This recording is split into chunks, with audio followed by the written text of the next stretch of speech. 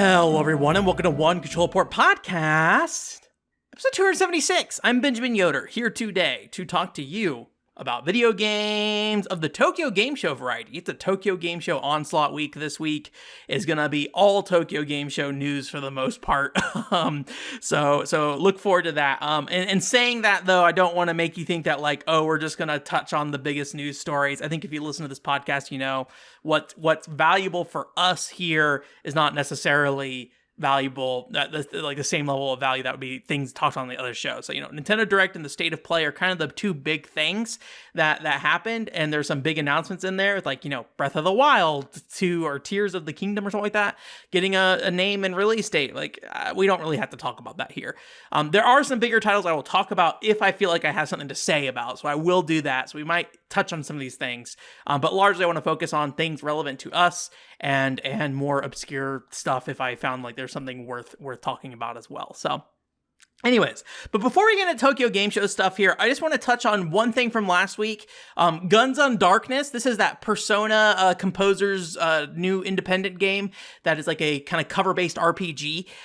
That game met its Kickstarter goal. So I think I made a misspoke last week. It was $300,000 is what I think I said last week. It's actually $30,000. So they reached the $30,000 goal. And last I checked, it was at like double of that. So like 60,000. And they basically said, we're going to use this to improve the visuals and the motion capture and stuff like that. So I don't think they're doing anything too ambitious with Kickstarter. I think they're aiming to do very specific things with the money they get. So they are trying to reach a stretch goal of basically porting the game to other consoles. So it's only on PC right now, I believe. So, hopefully it works out. I'm interested in that game. I don't usually donate to Kickstarters. I thought about this one because they're giving away beta test access, and I'm kind of interested. But reality is I probably shouldn't waste my time on that and just wait for the final game.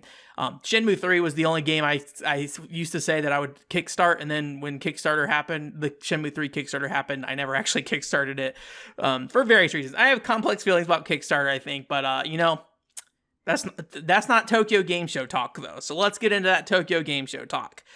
As I mentioned earlier, Direct and State of Play are kind of the two biggest story points here, but instead of focusing on one or the other, we're really going to get into probably genre specific stuff, company specific stuff, kind of break up things in that order. Although I think it's worth mentioning that the Nintendo Direct and the State of Play were like two very different types of shows, which I kind of appreciate. Like the Nintendo one is just like shotgun blast, 30 billion little tiny games all over the place, and then like they have their big Pikmin 4 announcement and Tears of the Kingdom or whatever it's called. So that's really cool. But I mostly like that they kind of gave time to all these smaller games. It's really interesting watching the Japanese Direct because there are so many games. Like it's you get to see what they like draw attention to for the Japanese Direct versus the US Direct. And there's also some games on that Japanese Direct that did not show up in the US Direct, like the Ultraman Kaiju Monster Rancher game. I think it's like a Square Enix RPG we're going to talk about in here as well. Some other stuff. You'll know why when we get there, why it probably didn't show up in the US Direct. But it was interesting to see that difference. I mean, there's always a difference between Directs, but this is probably the one that, in my opinion, feels the most distant from each other. But again, largely made up the same content. And a lot of times, even if something didn't show up in the US Direct, it was still something that was relevant for the US market. Like the Japanese Direct had like a Persona 5 release date announcement thing, I think, but the US one didn't, which I was very surprised that they didn't really touch on that. At least nothing that I saw. Maybe it showed up for like a second and I missed it. So anyways, but to start, before we get into companies and genres and stuff like that I think are worth talking about, I have this section here just called Random Switch Games That Don't Fit Anywhere. So let's talk about a few random Switch games here. One is I'm very excited for, and I did not know that I wanted, but now that like it's a real thing, I do really want it. I believe the game was called Rose and Camellia, and this is like a Flash game that was on I think it's like maybe around 2010 or something like that. And basically it was like a game where you'd use the mouse, you click the corner of the screen, I think, and then you'd swipe it up and it would slap the other character. So like this Victorian slapping game or something where two characters are slapping each other.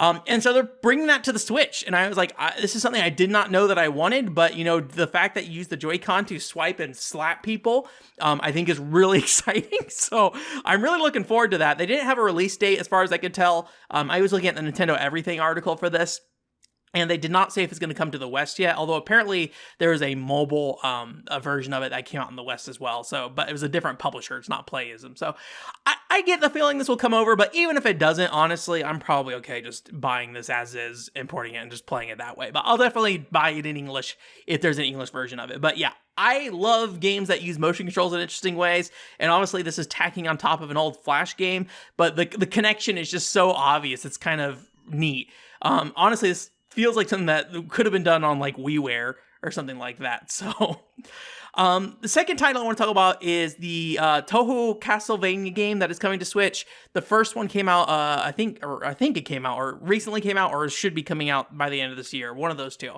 And so they announced the sequel's coming out as well as its own separate physical copy or whatever. The release date's to be determined for that. But I don't know if I'm going to get that first one still. I believe I heard the first one's quite a bit shorter than the second one. But, I think there's still, from people I've heard play it, they're still both very good games. I'll be curious if they do like a 1+2 pack or something at some point as well. So I don't know if that got like a limited run release. It might have gotten one. I can't remember, but I would definitely appreciate like a 2-pack for that if the case, if that's possible.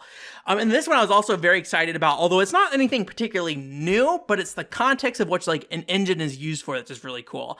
And that is Fist of the North Star, or what's it called in Japanese? Like Hokuto no Ken? Yeah, Hokuto no Ken, fitness boxing. And this coming out in early 2023. So if you don't know, long-time podcast listeners will know I'm actually a really big fan of fitness boxing on the Switch, for a lot of reasons. One, I think it is just like a generally pretty good, workout kind of game.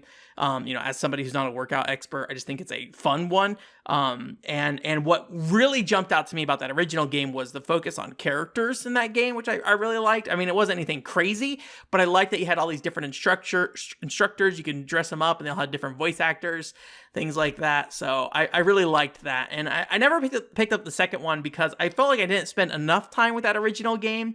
And also the second one more or less looks like more of the same, but like new songs and then more, different avatars that are part of that game essentially. So doing a Fist of the North Star version where you're like fighting, thugs in the wild, I think is like, or the wasteland, I think is like really, really cool. And like the game itself looks pretty much identical overall, but the change in aesthetic and the change of context, I think is like a really cool way to present that game. So I'm really excited for that. I do hope there's like some interesting modes in there. But even if it is just more or less just like a slap of paint on top of what was fitness boxing, I think that paint is so different from what the last game is that it makes it really exciting on its own. So this was in the US Direct as well, so it seems like it's coming over. I forget who's publishing it. Imagineer is I think the publisher of the original game. Well, I think Nintendo published the first one in North America, so I'd be curious if they were... I need to see if they published the second game. I'd be curious if they're the ones publishing this as well, so... Anyways, not that that matters. Like, North American publishing rights probably do not matter that much. So yeah, those are just some random Switch games that did not fit anywhere else here. We're going to go into one of our favorite companies, Square Enix, because there's a lot to talk about with Square Enix. One, as I said last week or 2 weeks ago at this point when we looked at the schedule, we have our federally mandated Saga check-in. The Romancing Saga Minstrel Song Remaster is coming out on December 1st. That is something that was, I think, previously announced, but this is the first time they showed a release date. And I think this might be the first time they showed a trailer. Romancing Saga for the PS2 is like a really weird looking game. I think people may have not liked it at the time because of that. 2005-ish was like a very different time in like what video games should look like for the mainstream and like what people are willing to accept in the West, right?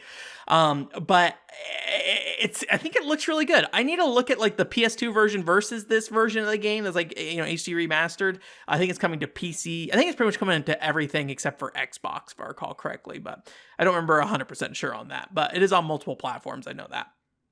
But yeah, I think it upscaled really nice and it looks really good.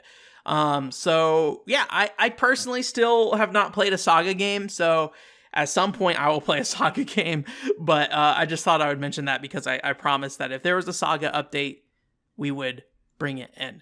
Here's one of those games that showed up on the Japanese Nintendo Direct, but did not show up in the US Direct, and you can probably tell why, because it is like a very otome JRPG called Elements of Emotion, and basically, it seems like it's a pretty straightforward game. There's like on the left side, there's like the kind of a static portrait, hand-drawn art, which looks very good. And then on the right side of the screen, there's all the boys' eyes lined up, and then you basically select actions to attack and things like that.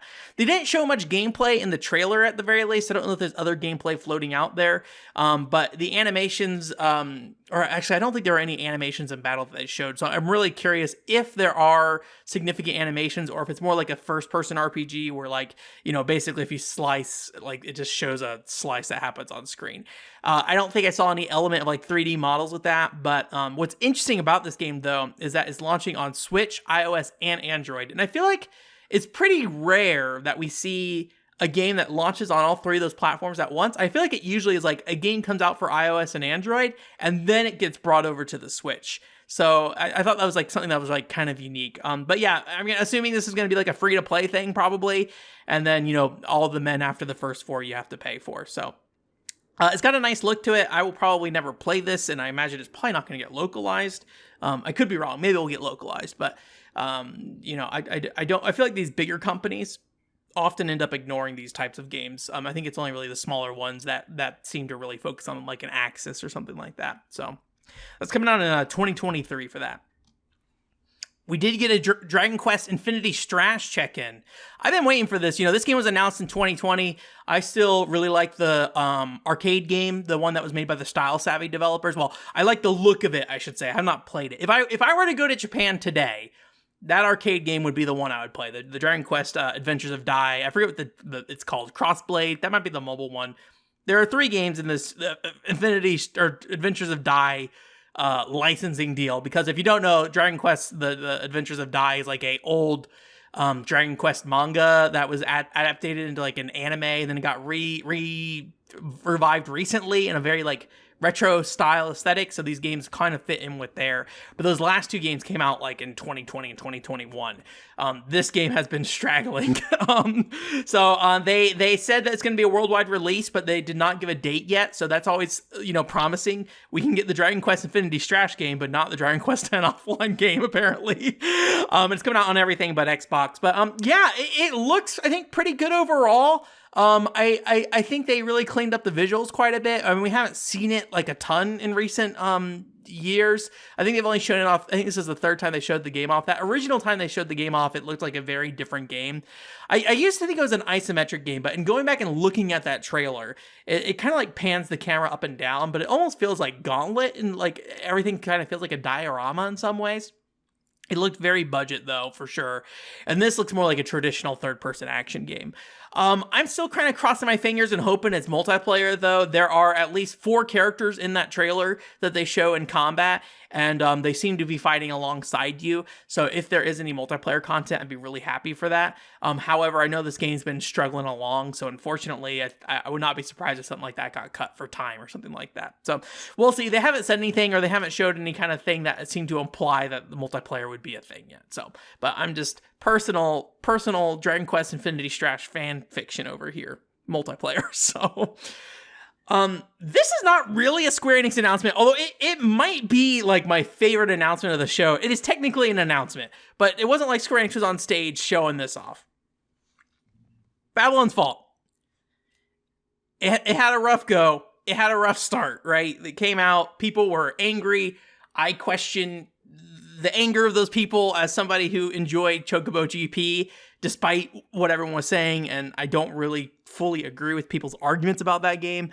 I think there are situations where that argument can be valid, but the way that people talk about Chocobo GP is very disconnected from what that game actually is in a lot of ways. It is a perspective problem, I think, more than it is a content problem. And in playing Babylon's Fall, this game, got people were really upset because it's like a $60 video game with microtransactions and a battle pass, which honestly Call of Duty does. Although my friend pointed out that but Call of Duty has offline content. It's like, it's true.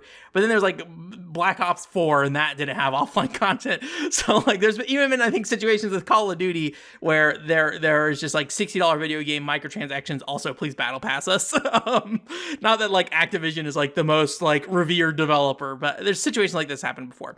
Anyways, I played the demo for that game, loved it. Well, maybe not loved it. I liked it a lot. I enjoyed it quite a bit. It's like 4 hours I put into it. And I was at the point that I was like, I would love to play through this video game if this game was a defined set of content, right? We release the video game, start, finish kind of thing. And them shutting the game down in February, they're saying no more content. And it's been out so short a time, it's not like I'm like, oh, I got to catch up on 5 years worth of content. It is a very small window. So I would expect the story more or less is, not super satisfying in how it ends. I could be wrong, but I expect that you'll get like the initial plot summary. They're going to introduce stuff and then that stuff's not going to get, wrapped up kind of thing. But this is like, oh, wait, this is now a video game I can play through and just like wrap up and be done. So I'm going to play through Babylon's Fall. I actually ordered a copy. I think it should arrive today, honestly, when I'm recording this.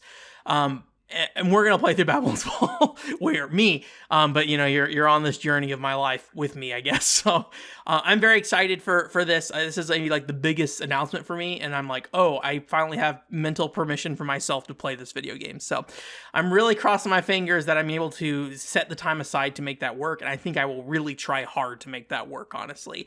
When I looked at it on how long to beat, it was like 15 to 20 hours for the main story. So, I don't know how accurate that is or what that really includes, right? But I think as long as I can get through that main story initially, I'll be happy. I would love to see more content beyond that, though. So we'll see. I'm very excited, though. I really enjoyed that demo from what I played. So I personally think it's one of those situations where the perspective of people messed up what that game was. I don't think it's an amazing game. Don't get me wrong. There are problems with that game. Like specifically from if you look at it from like a platinum game perspective, but as an action RPG, I thought it was fine to good, is like that kind of range. And it was fine to good in interesting ways. That's what's important to me, right? Like, sometimes you need a quiet man to come out from your company. And like, nobody wants the quiet man, but you need that video game. And Babylon's Fall is no quiet man. Don't get me wrong. I'm a quiet man sympathizer, but Babylon's Fall is no quiet man. But it tried to do stuff in like weird, interesting ways that failed, even like in a visual department where they had to change all the graphics before they released, or change the graphics like effects before release. But I think this game is a game that I'm going to enjoy. I think 4 hours is enough time to sit there and be like, this looks like a pretty good video game. So anyways, I'm going to be playing that. Unfortunately, they've delisted it from a lot of storefronts. So I bought a physical PS4 copy. It was not as cheap as I'd like it to be, but I did buy a new copy instead of a used copy.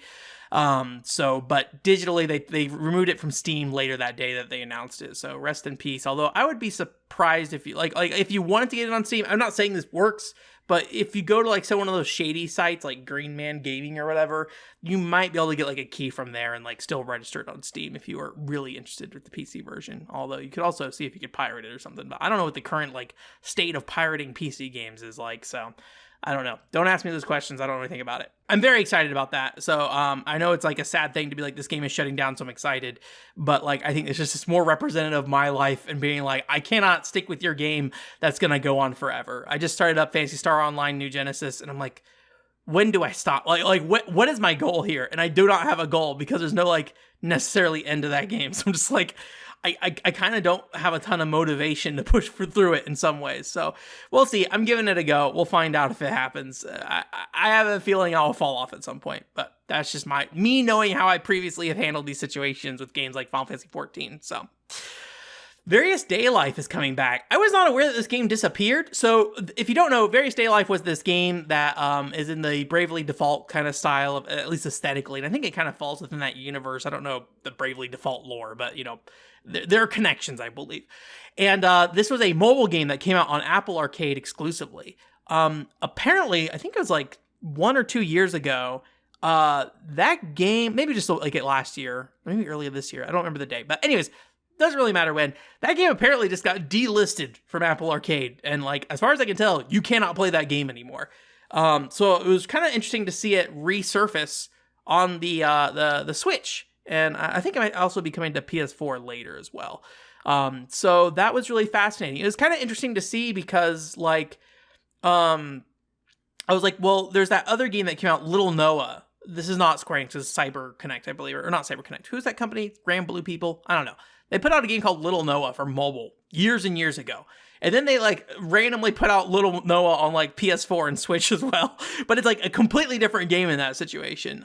So in this case, though, I went and looked at the gameplay side by side and they look almost identical. So this looks like just a true port of that game and they're just trying to find a home for it. So that's kind of interesting. I kind of like this idea of like, hey, this mobile game shut down. Let's move it over to another console and try it out there. So I'm happy to see it back. I'm not going to play it because, again, live video games. I assume it's still a live game. I have to go back and check. But it looks like an idle game kind of thing, right? You just kind of have these characters that are moving side to side and they fight in the environment. That's like, this is my impressions from skimming through it. I actually did go to a Octopath Traveler cafe when I was in Japan, and they gave me like various Daylife like stickers like that. I'm like, all right. But that was like 2019 or something like that. So that's when that game originally came out. So it did not survive that long on Apple Store, honestly. 2019 was like 3 years ago. Maybe this long. I don't know. It was interesting to see it show back up though. And like I got to learn that, hey, that game has been delisted. So hopefully this game sticks around longer. Hopefully it has some kind of offline support so you can keep playing it even if it gets shut down, but we'll see. Last kind of like iOS mobile discussion here for Square Enix. First Soldier, Final Fantasy VII. I know I mentioned this before. It was not on the schedule at all, so I did not expect much. If anything, I thought it not being on the schedule was like maybe a good sign that like things are not going so well for that game. However, they did show like a 10-second trailer. Unfortunately, there's no PC version of that game still, as far as I can tell. So it is still just the iOS and Android version. I did go to their website. They're on season 4 of that game now, so they at least represent it in some way. But yeah, I'd be curious to see how much longer that game goes. I really enjoyed that game, and I think if it was on PC, I would be willing to go back and play it a lot more, especially because they've added new maps and things like that. But I think just like the whole mobile setup is just a kind of a pain. Admittedly, this is my own fault for like shoving this into like a capture card and stuff like that and trying to play on like a monitor with a controller, right? If I was playing it like probably most people just using the touchscreen on a phone, it probably wouldn't be like, it'd be pop it open, just play, rather than be like, okay, I gotta like take this cable, plug this in here, and then, get a Bluetooth controller with AA batteries and connect it and stuff like that. So.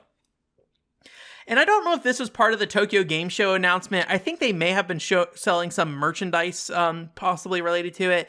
But Square Enix did take the time to give a Final Fantasy X Kabuki update. If you didn't know about this, Square Enix is doing a Final Fantasy X Kabuki show in March next year. I'm very interested in this show, but they gave some new details. Basically, that's going to be like kind of a 360-degree show, although when they showed their like little mock-up of the stadium, it looked more like a 180 to me, but you can only show so much of a 360-degree stadium in a picture, right? So maybe it goes all the way around, and I don't really know what that looks like, if the chairs shift or what.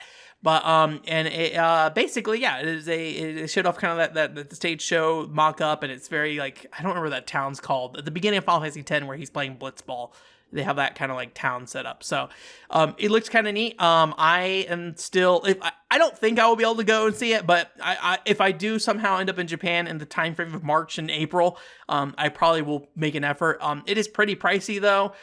Basically there's two, like, I don't know how Kabuki shows work, to be honest with you. I was looking into this. I wanted to go to a Kabuki show when I was in Japan. Did not end up doing it.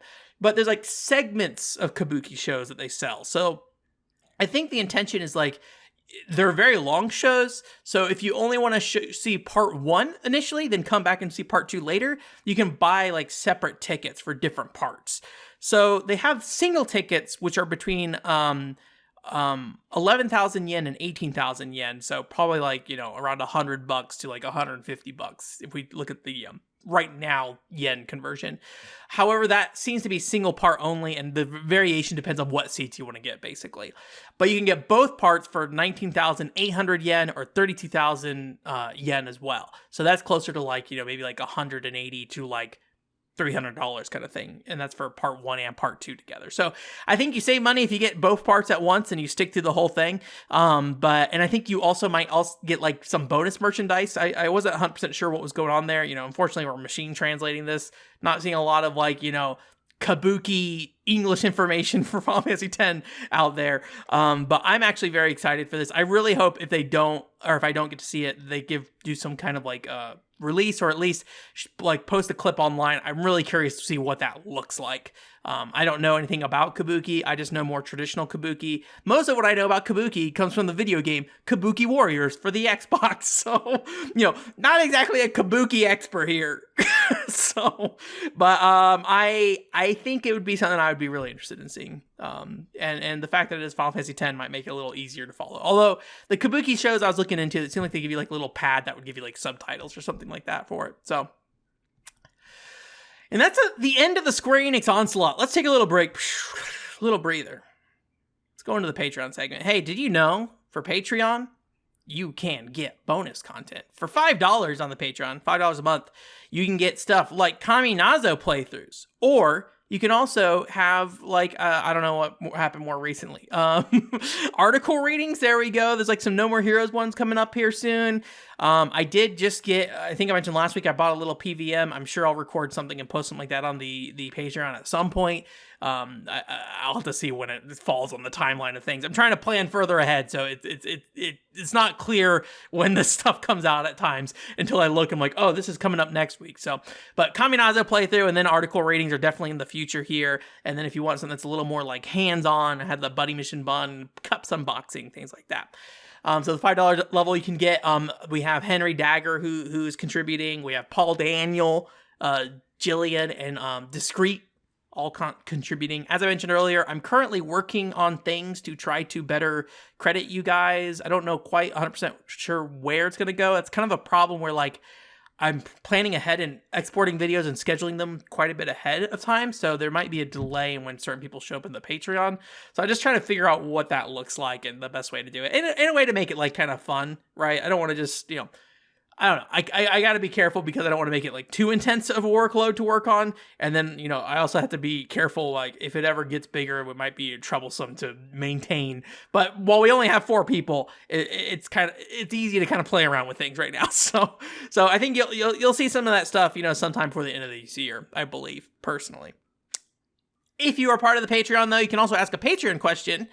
Every Monday at 3 p.m. Pacific time, there's a post that goes up on the Patreon, and anytime between Monday and probably like Friday morning, you can ask a question and I'll go ahead and answer that question on the show. Jillian asked her question this week, which is, what video game enemies hold a special place in your heart? And I think there's like 2 different ways you can look at this, right? There are like story-based enemies, like villains and stuff, like, right? You have that. And then also there's like the more traditional enemy of like, I walked across the screen and a Goomba's there and I love the Goomba kind of thing, right? So I would imagine this question is probably leaning more towards the Goomba versus, I don't know, who's a bad guy? Caius from Final Fantasy 13 2. Goomba and Caius. They're right alongside each other. Anyways, but I'm going to answer both of them, and I have a handful of examples here. One, more of the story side of things, Disaster Day of Crisis, the Surge team, or Storm team if you're playing the Japanese version of the game. And it is, they're a bunch of like military people that, I think they have like PTSD to some degree. They're like fighting for the US in like some random like place, trying to overthrow the government probably. Like some fairly, serious military story, but I believe the whole thing is like, oh, there's like a volcano that exploded on them, and the US government was like, sorry guys, we're gonna cover up this incident rather than help you, kind of thing. Anyways, but these guys though, they're all very quippy in a way that I really like. And so you have people like, oh man, I wish I could remember the names. I mainly remember Evan's name because he's kind of the big guy, Major Evans. But anyways, there's the guy that you fight on the boat, or not the boat, sorry, the bridge. I like him a lot. He's just kind of this country talking guy. And there's this scene where like the tsunami's coming, and then like in the middle of fighting, he just points off the bridge and goes, look at that. And then Ray looks over there and he like puts his gun away and he like goes on this whole thing. But I just love how he's like, look at that.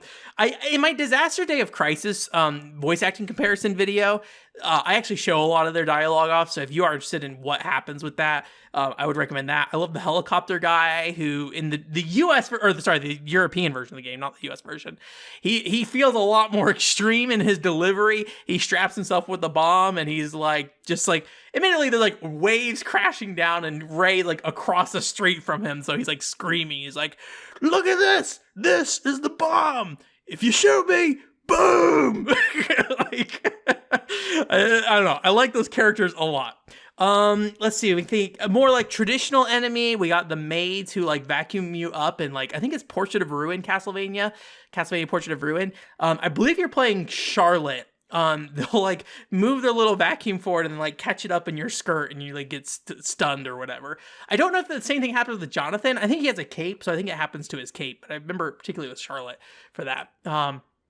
So I like that.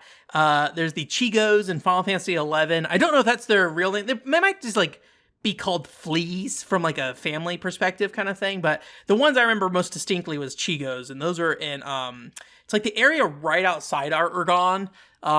Something thickets, maybe Buffalo thickets or something like that. I don't remember the name of the area, but they're really interesting because you know, in Final Fantasy 11, like most MMOs, every enemy has like a name tag on them, right? And so when you use the targeting system in that game, you can target enemies from like a certain distance. You can target basically anything that's interactable. But the Chigos or fleas were very specifically built to not be targetable when they are not interacting with you. So when you're walking around, they're just these little dots that like bounce up and down. And, you know, being an MMO, like all these things have different levels and stuff. So sometimes you're just like running through and you're like hiding from all these like high level like snake ladies, Lamayas or something like that. And then all of a sudden a little flea comes over and just starts like knacking at you and like, and it like turns off all your like hiding skill. So if you like were invisible or you like had your footsteps silenced and things like that, all that turns off and the flea is just like all over you. And then all the Lamaya around you're like, holy crap, I'm going to murder you. So I like them a lot. More story based. I like the Metroid Prime Hunters, Bounty Hunters. So this is that DS Metroid Prime game.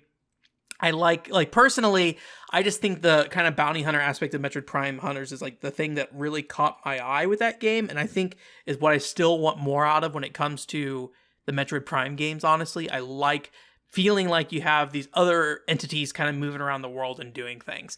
It's not very well realized in Metroid Prime Hunters for the DS, but I like the concept a lot overall. And I think if there were, I don't know, like I think it is like randomized to some extent, but I always felt just kind of like unnatural in how they just kind of drop in on you kind of thing. But, you know, it's one of those things that with video games, you just kind of have to like, you know, convince people that it's happening, not so much that you need it to be happening. So I think if it was more a feeling of they are wandering about and then you kind of engage with each other, maybe like you could run into them like moving around the area instead of them immediately engaging with you as soon as they find you kind of thing. So maybe, or like when you enter a room, it would like not just immediately cue combat, maybe just like sell that vision more, I think. So personally, Metroid Prime Hunters 2, when is it coming, boys?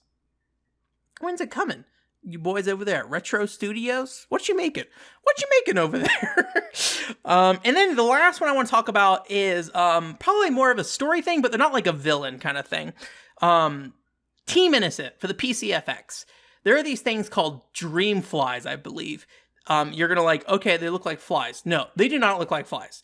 These are chickens who inflate, and they're giant orb chickens. And I think the idea is that like they inflate with your memories. And so they end up creating alternate holographic versions of people in some ways. So like you come across like, and sorry, there's going to be some Team Innocent spoilers in here, but you like come across like a this is the last one, so if you just want to skip past the rest of this Patreon segment, you can do that.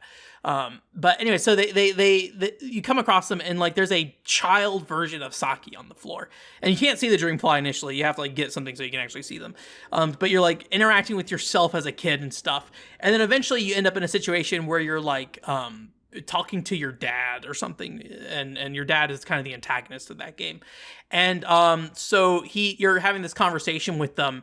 And then in the middle of the conversation, your like operator comes in over the line and they're like, whoa, hold up. That's not your dad. That's a Dreamfly. And the camera turns. Well, it's a pre-rendered game, so the camera doesn't really turn. It changes where it's pointing. So like it's your dad and Saki standing there, and the camera focuses in like a fairly serious discussion that's happening here. And it focuses in, and there's just this giant inflated chicken. And it's like a bigger reveal, and there's this like theme that plays like a shocking thing that plays. It's this big round chicken with bulging eyes. So It's just this really bizarre thing. So anyways, there's an onslaught of different types of enemies and villains and stuff in games that I like. So again, thank you for the Patreon stuff. Again, only $5 a month to join in on that. I will be trying to get you guys represented on the channel a little bit more in different ways. I'm not sure 100% sure where that's going to go, but the podcast for sure, we're going to have a little extra, I believe. And then I'd like to represent you guys on stream a little bit, maybe, although I know none of you guys really tune in for the stream.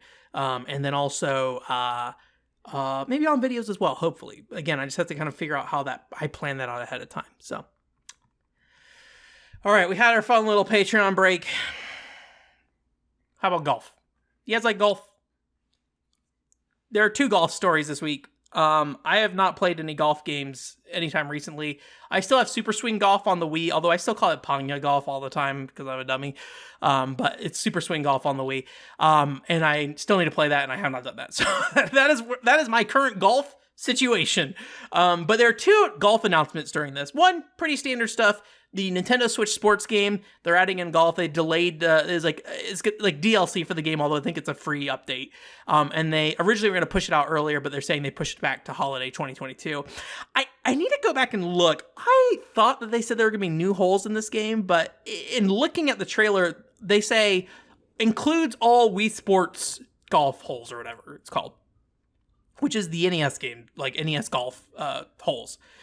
But they didn't say anything else. It just says includes this. So it makes me wonder if we're yet again on the same golf courses with Nintendo Switch Golf. So I hope they had new stuff because, look, I like Wii Sports Golf, but admittedly, if you did not tell me that, I probably wouldn't even notice. But make some more golf holes, man. Just make some more. I can't remember if what is that game called? Wii Sports Resort. I wonder if that had new holes. I think it does have a golf game in there. So anyways, there's other golf games I can check out if I end up being weirdly annoyed by that. But I haven't picked up Nintendo Switch Sports yet myself, honestly. And I don't know if I'm going to, unfortunately. I really want to. I just don't know when I'm going to fit it in. And I don't really know if there's a lot of value in me playing it and offering anything to the discussion of it. So we'll see. But probably the thing that, in my eyes, this is a big news story. I know it's not. I know it's not a big news story, but being the old man that I am, it comes off to me as oh, wow, when I saw it. So there's the kind of, I don't know if you call it iconic these days, the Hot Shot Golf series that Sony had for the PlayStation. And eventually they kind of lined up the names with Everybody's Golf, right? Which is the Japanese name, so they lined it up with that. That series, as far as we can tell, is dead. Rest in peace. It was there since the PlayStation 1, and it is no longer there. I forget when the last release was. I feel like there's one on the Vita and the PS4. I don't know if those are the same games or they're 2 separate games. But anyways, so those games came out, and the developer, Clap Hanz, they had left after, I guess I don't think they were necessarily ever a part of Sony. I think they were always an external developer, but they went to make their own mobile game. And I think the US version of that game was called Clap Hanz Golf on iOS and Android. However, they are now porting that game to Nintendo Switch, and it's called Easy Come, Easy Golf, and it's coming out in English and Japanese. Actually, it's already out, so you can go download it now. But to me, I don't know, it is maybe pretty representative of the whole situation with Sony of just shedding all these old expectations of their team and just letting it go. They're we're gonna let this go. The entire Sony showcase was third-person action games. It's don't worry, golf, we don't want it here. I mean, there are golf games on the PS5, I'm sure, or PS4 at least, I'm sure. But yeah, it just is kind of this weird, almost Sonic on Nintendo moment for me, even though I know it's not that important and they've been on mobile for a while. But to me, it just was wow, it happened. So anyways, golf games. I would, if I had played through Easy or Super Swing Golf, I probably would have checked this game out on Switch. But again, it's a mobile game, so I don't really know what the structure of that looks like. So I'm hoping it's a $20 download, I think. So I'm hoping that the content itself would be good enough on its own, kind of thing. Sega, speaking of companies that decided they're just going to rename their franchise to the Japanese version, Yakuza apparently is no more. So they have renamed the franchise to Like a Dragon, which is what the Japanese name I think has always been. Ryu Gakta no whatever. I don't know what it's called. It's one of those weird things that because it was just like a Japanese name, like I think it's less noticeable that it's like different. You know, it's not like, you know, in Japan, you know, Final Fantasy is called, you know, Pete's Story or something, and then so they're like, oh, we're on Final Fantasy 10. Now we're doing Pete's Story 11 or something like that.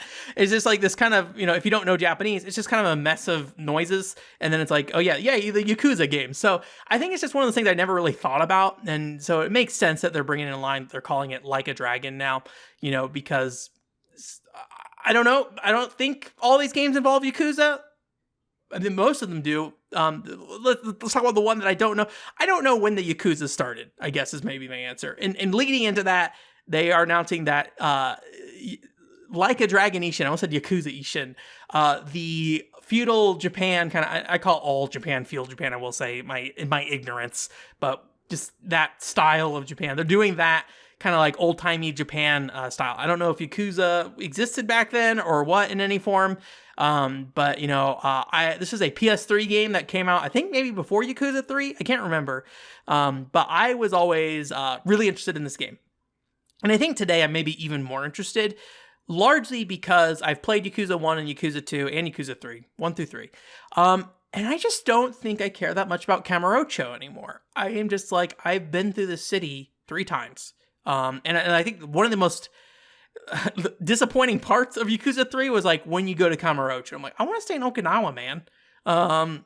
Which you can go back and forth, right? But like the story going to Kamurocho is just like, I kind of just want Yakuza, I think, to move on to a different city. I don't know how much that happens in Yakuza 4 and beyond. I would guess probably not much. So I could be wrong. But anyway, so I think technically this is still the same area, but, you know, it's a very different time period. So I'm very excited about this. This will probably be the next Yakuza game I play. Yakuza 4 and 5 I do have on that PlayStation collection, but I just don't have a lot of enthusiasm to play them. So anyways, this is coming out in February. It is PS4 and PS5 only in this case. It's from, well, actually, no. Maybe it's not. I don't know, actually. I say that, but it's that whole marketing thing. If we show this at the State of Play and we only showed PS4 and PS5. So it might be on other consoles. Let me not speak out of turn there. These other Yakuza games are on consoles, I will say, that we're going to talk about. More Yakuza games, though. They also, Like a Dragon games. They announced 2 more Like a Dragon games after that as well. Like a Dragon Gaiden, which is a spin-off focusing on Kiryu, the main character, Kazuma Kiryu, from the Yakuza games. After 6, they said they retired him, essentially. And then in 7, they had the new guy. I don't know his name, but people seem to like him, at least. And so, to me, it's a little disappointing to see them bring Kiryu back in the fold. The reason they're making this Gaiden game is to basically fill in the gaps between what happened in Yakuza 6, and then what will be happening in Like a Dragon 8, the game they also announced, which includes the main character from Yakuza, Like a Dragon 7. I guess technically there's still Yakuza 7 in the US right now. But anyways, it includes the character from 7, and it also includes Kiryu as a character as well. So it's doing a dual buddy-buddy situation, although Kiryu has like a different hairstyle. The impression I get is like Kiryu's trying to hide from his crime life, which I feel like the entire story of Yakuza after Yakuza 1 is like Kiryu just wants to live a normal life, but then crime found him once again kind of thing. So yeah, I don't know how interested I am in these games, to be honest with you, but Ishin 100%, I will definitely check that out. I do want to check out Dead Souls, I think is what it's called, the shooter one at some point. That's expensive though, so at this point I think I probably would have to just pirate it, or maybe get, like, if the Japanese copy is cheaper, I might just import a Japanese copy and then, you know, load up a image of the US version on a PS3. I've not hacked my PS3 at this point, so it may be something I do eventually. Or if they re-release it, that'd be great. I just don't know if there's like a lot of you know, want for that game. So yeah. They also announced that Judgment's the Yakuza Like a Dragon spinoff is getting a PC port. Or they actually already came out on PC. This included 1 and 2. I was not aware Judgment 2 came out already, I don't think. I'm not sure if I knew that or not, but anyways, yeah, that's kind of weird. So there's this giant list of Like a Dragon games coming out. I felt a little bad because just like earlier that week, I was making fun of Ubisoft because they had an Assassin's Creed show and they showed off like 5 Assassin's Creed games, and like they showed off their list. It's just a giant list of Assassin's Creed games. Like, oh, this. And admittedly, these games are all different things. It's like one is like I think the final DLC for the recent game. Then they have like the one set in, I don't know where it is, somewhere in the Middle East.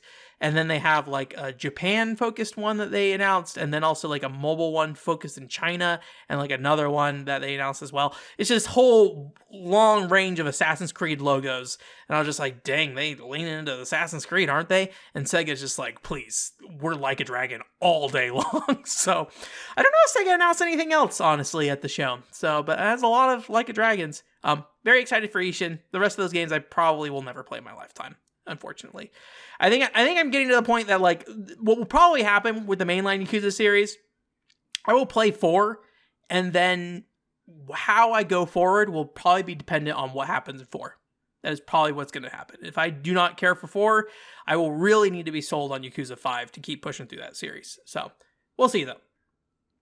Konami time. Guess what? Konami. There's a few different things here. I did not put the actual thing that was announced on this list, I'm just realizing. So we got 4 things, though. I only listed 3 things, but maybe kind of very me. The most probably relevant thing to most people was I did not list here. Konami also doing a remake of Suikoden 1 and 2. And it's going to be kind of like the Final Fantasy or Square Enix kind of like, I don't know, HD 2D art style or whatever they call it. It definitely does not have quite the pop as a Square Enix game, but they did a lot with the visuals and things like that make it look pretty clean overall. People seem to be excited about this. So like I personally was like, oh, okay, that seems like a reasonable announcement. But other people seem really excited. So I'm glad for Suikoden fans that they are really into it. I think the only thing that would get me on board with this game is, so I've played through Suikoden 1. I played it on PlayStation 1 Classics or whatever. And so my save file for Suikoden 1 with all the, 108 stars of the sky, whatever they're called, that you can transfer into the second game are on that. So for me, if I play Suikoden 2, I'm going to go where that save file is and just play normal Suikoden 2 PS1 Classic Edition, right?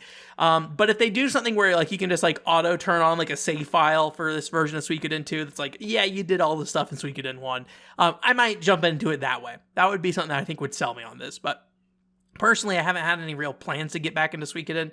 But, cool. And then, there's also that other like Kickstarter game that's in the Suikoden style that's coming up, the spiritual successor. So Suikoden fans are probably eating better than they ever have in their life right now. So congratulations to you. More relevant to our show, Bombergirl for the PC goes free to play. I will say I was trying to parse this press release using machine translation. I wasn't quite sure what was going on here, but it seems like basically it's free to play, and then there's like microtransactions to buy stuff now. It does seem to still connect to the arcade version. So I'm not really sure how that works, because I imagine in an arcade you're still playing per play. So I wonder how that changes that dynamics. Although, if only through Sega's, arcade woes. Maybe this is just them de-emphasizing the arcade in some way, and like we don't really care that much of how this goes. I mean, Bombergirl is a long time arcade game at this point, right? So I don't know what kind of traffic it's bringing in really anymore. So anyways, that's pretty cool. I don't know the situation with like using a VPN to play Bombergirl right now, or if there's any kind of limitations. So at some point I probably should check that out, especially that it's free to play now. So thank you, Konami, for that. Konami also announced this, although I think it was maybe a different publisher, so I think it's just announced like Konami's stage show, but maybe not necessarily a Konami thing. Yobari Detective Miasma Breaker. Actually, I think Konami's was listed on their website as well, so I think they are involved in some way. This is a very like modern day looking Pocky and Rocky game. It features like a detective. I thought she was like an office lady at first, but it's a detective lady, and she goes around and has like magic hands kind of thing that she shoots. And it's like kind of like a side view kind of thing, so it is at like an angle. It's currently Switch only as far as I can tell, but it has a really nice look to it. I don't know if I'll be particularly picking this game up, but I thought it looked really nice overall, and I would be interested in maybe checking it out. I would probably be more likely to get this than the more recent Pocky Rocky, I think, just because I do already have some other Pocky and Rocky games, and I should probably play those first. That's really the answer, is I should play Snow Princess Sayuki first. I've been saying that for like 4 years now, but that's this podcast, is me being like, I'll play Lightning Return someday. So, and the last Konami announcement here is Momotetsu Education Edition's coming out. I just thought this was like a fun little factoid. So basically, they are taking the Momotetsu, very popular board game, video game in Japan, making a video game version of it or the education version for classrooms and things like that. That's like on tablets, and they like have shortened versions of it so you can play it within like a 1-period session and things like that. Sounds like a cute little thing, cute little fun thing. Nothing really to say about that. I have no idea how Momotetsu plays, so like I can't sit there and be like, oh yeah, they're adapting this in some interesting way. But anyways, I just thought I'd throw that in there. So Koei Tecmo. Everything is Koei Tecmo segment. There were 2 Koei Tecmo games that kind of jumped out at me, although one I'm very much more interested than the other. One was shown at Sony State of Play. This looks like kind of like an open world action game set again in my quote feudal Japan. Again, I don't really know the different periods of Japan, but that I think if I say feudal Japan, yeah, that creates an image in your mind at least. To me, it looks more or less like kind of that Assassin's Creed kind of style of game, open world action game. Even like Ghost of Tsushima, I never really had like a ton of interest in either. I know people like it a lot though. So this one in particular didn't like jump out at me that much, but it just still looked good, very good visually. I think it's PS5 only as well, so I think that is a true next-gen game. And I think Sony's name was on it, but it's a Team Ninja game, I believe. However, what I'm more excited about is something that has not really been shown yet. I think it's going to be announced later this month, I think they said. So EA and Koei Tecmo are teaming up for a new franchise. And this new game, I don't think it has a name yet, but they are calling it, quote, a hunting game. What that exactly means, Japanese genres are weird, but typically a hunting game does kind of fit within like the Monster Hunter style. When I see it labeled, that doesn't necessarily mean it will be that, but that is what I see. And when you look at stuff like Omega Force's previous hunting games, like Tokiden, it does include hunting game in it. Although I think Tokiden was like called action hunting game, and then I think the Tokiden 2 is open world hunting game kind of thing. So, but yeah, I really like Tokiden a lot. So if this is more like a game in the Monster Hunter style, I'm really curious to see what it ends up being. Again, they said original IP, so I don't think it will be Tokiden. Tokiden 3, unfortunately, never manifested as anything. I know they were wanting to do Tokiden 3 and like a Tokiden Kiwami, or Tokiden 2 Kiwami, but it seems like they never were able to do it. So I'm hoping that this is some kind of competitor to Monster Hunter. I feel like Monster Hunter is really kind of, other than competing with like live games and things like that, feels kind of uncontested right now. You had God Eater 3 and stuff like that, but that stuff's pretty old at this point. So I will be interested in seeing what this ends up being, and hopefully they show off some gameplay later this month. And if it is like a more traditional Monster Hunter hunting game, I will be very excited for that. So that's it for our Koei Tecmo segment. Capcom, although I don't really have a ton to say about Capcom, they had like the Battle Network collection, and they mentioned they're going to like implement the online features of those games in that collection, which I think is really cool, that they're going to try to preserve that stuff and make it functional. I don't know how that will affect, I don't know like when those collections do online modes, if they become like really dead because a bunch of people are split up between different games and things like that. So hopefully if they do it, they can find a way to like, optimize that so you can kind of like trade, I think it's like trade battle chips or something like that, and maybe you can like say I'm looking to trade these from different games and things like that, rather than just only like queuing up the trade for one game or something. And then also the Street Fighter 6 had another showcase. Again, this Street Fighter 6, we mentioned this last time. This game just looks really good overall. For the more traditional fighting game perspective, I think that it's really cool that they have like these gimmicks that old characters seem to be getting. Like, I think it was Blanca has like this little doll that he like juggles and throws around. And I think Ken had like some kind of like flame thing on his back. Or no, he has like a flame kick. I'm trying to remember what the other ones were, but each of these characters seem to have like some kind of interesting gimmick that was added in that kind of differentiates them from past games. So I think it's like a cool way to keep them how they were and keep them playable how they were, but add like an additional element on top that makes them more distinct in some way from their previous entries.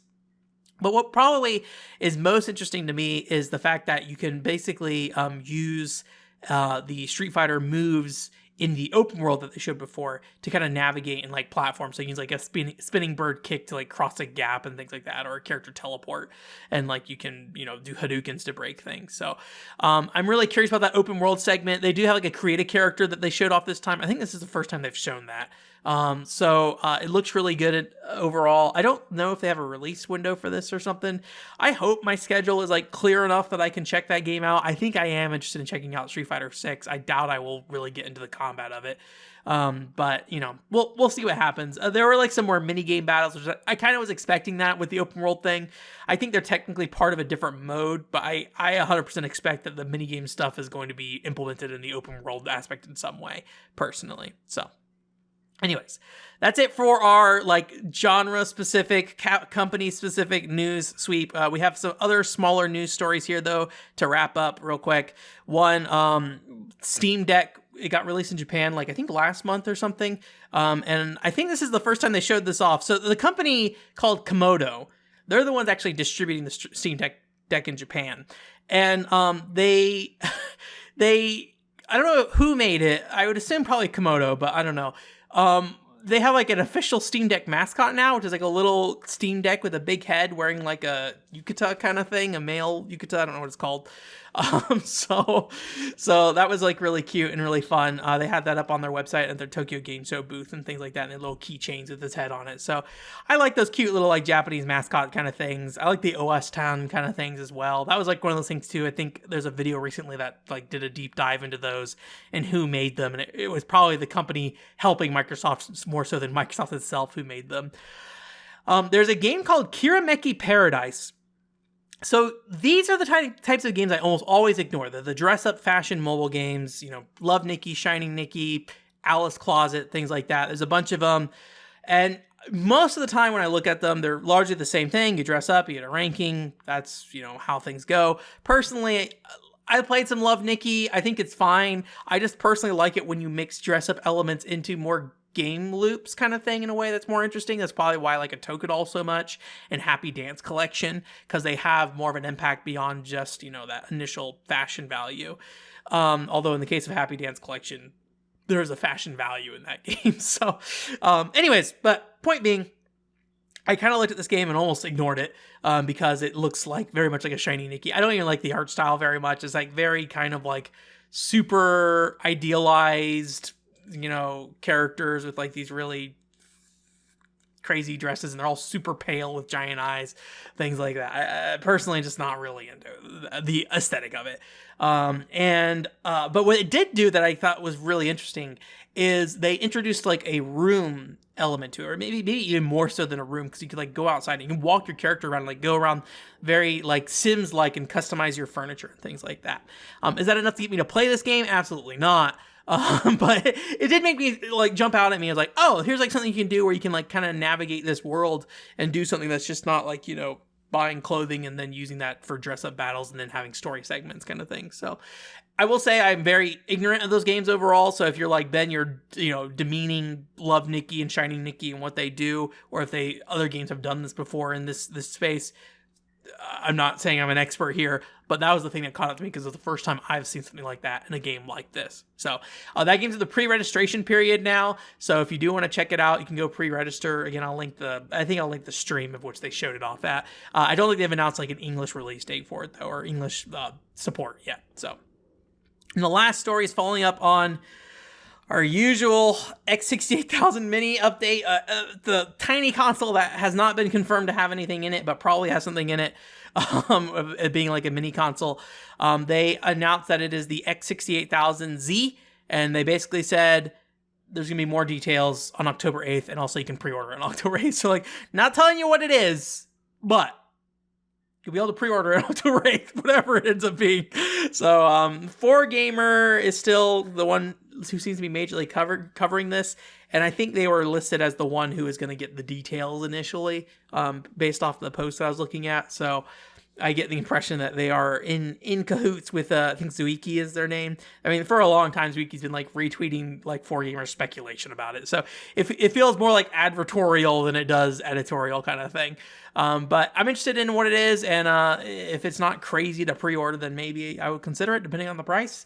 But we'll see. I'm interested in the X68000, and I know I will never own one. So something like a mini one would be like kind of a nice way to just plug it into an HDMI thing and not have to worry about emulation or anything like that. Although I still have been on the fence about getting a Mister. There's so many consoles that I still have not gotten that I'm like, this would be fine. Like if I just was like, okay, PC Engine, no more. I do not care. We are moving on with our life. Super Nintendo, no more. Any of these consoles that could be probably fairly easily reproducible on a Mister, just give up. Maybe still buy physical copies, but ultimately, you know, we're just you know, down putting that ROM right on that SD card and playing it this way. I am in that mind space, I think, right now, because things like the PC Engine and like the Analog Duo just do not look like they're within my grasp, and I don't know what the X68000 core looks like.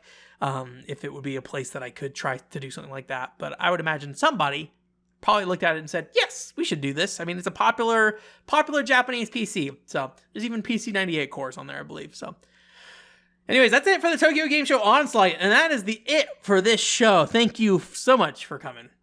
OneControllerPort.com is the website. Hey, did you know there's a Patreon video coming up this week? Kaminazo playthrough. That's coming up this week. Part 2 of that. So look forward to that. If you're a part of the Patreon, again, $5 to join in on that. Also later this week, next week, the Doraemon video coming up. It is going to be more like Super Mario 64 advertised. So if you see a Super Mario 64 video from me, I think it'll be pretty clear Doraemon is involved. But if you're like Mario, I don't like Mario. I only care about the import game Ben talks about. Click on that video because it is mostly about Doraemon. I'm baiting people into it. No, I mean, the context of the video is very much around like Doraemon fixes a problem I have with Super Mario 64 and, or 3D Mario in general, honestly. So I wanted to kind of highlight that. And I think we're trying out this thing of let's push forward the Mario aspect of it first and see if we can reach a larger audience that way than just people looking up Doraemon, Nobita, and the 3 Fairy Spirit Stones or whatever. Nobita? I think that's his name. I had to go back and correct in the script to say Nobita, but it's Nobita. So anyways. And then, yeah, if you want to listen to this podcast through your ears, check out any kind of podcast platform. You can search for One Controller Port there. Should show up. If you want to watch my face, see this little beautiful diorama background I have of a samurai about to behead some wheat stalks. That's having a good time. We also got the blue sun up there. For all of you Babylon's Fall fans, you guys know what's going on with the blue light from the blue sun. So anyways, so yeah, that's back there on the YouTube channel. Again, I delist those every week after the first week. So if you need to go look at more of those, just go at the playlist that you can find on the YouTube channel. Otherwise, though, we'll be playing some more Nappletail this week as well at Thursday at 7 p.m. And yeah, having a good time there. And I hope all goes well through the rest of that playthrough. We made some good progress this week. So looking forward to more of that. Anyways, that's it. I hope you guys have a great week. Bye!